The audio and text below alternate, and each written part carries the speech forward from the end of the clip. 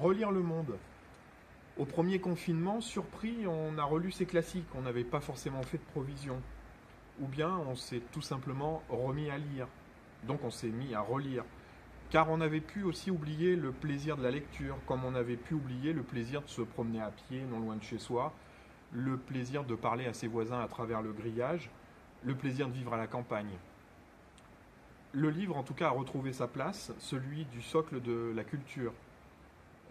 En médiathèque, nous avons pu, plus facilement que pour d'autres structures, nous organiser assez rapidement afin de maintenir le prêt dans un cadre et un protocole, certes, mais nous avons pu, contrairement à nos amis du théâtre, par exemple moins chanceux, mais pas moins inventifs, pour autant aller les voir.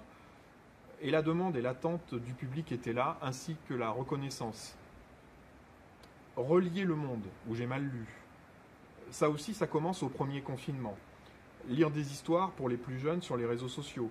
Facebook n'a jamais aussi bien porté sa deuxième syllabe. Réservé à distance. Qu'on soit à Chromahack ou à Nouic, on peut réserver son livre gratuitement avant de passer rapidement et sans risque le chercher. Le deuxième confinement a conforté tous ces nouveaux usages numériques. La prochaine étape, ça va être de relancer les animations et donc cette nuit de la lecture qui tombera sans aucun doute l'après-midi. Mais dans une médiathèque, et c'est peut-être bien le plus important, on n'est jamais au bout de ses surprises finalement.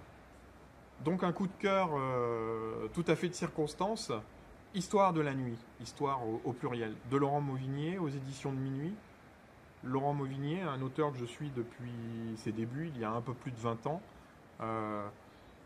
Une écriture exigeante, à l'os, mais cette fois-ci ample, plus de 600 pages. Un huis clos assez pesant, une histoire à déconseiller aux âmes sensibles. Et un poème pour terminer, puisque sur notre territoire on aime la poésie, n'oublions pas qu'il y a les éditions Rougerie qui œuvrent à Mortemart. Et justement, Janine Mitteau, qui publie à ses éditions, a traduit un jour un poème de Ted Hughes, l'anglais, qui fait écho en cette période de crise sanitaire. Quand tout ce qui peut tomber est tombé, quelque chose s'élève. Et s'en allant ici, et s'évadant là, et cela, et ceci, telle est mon errance.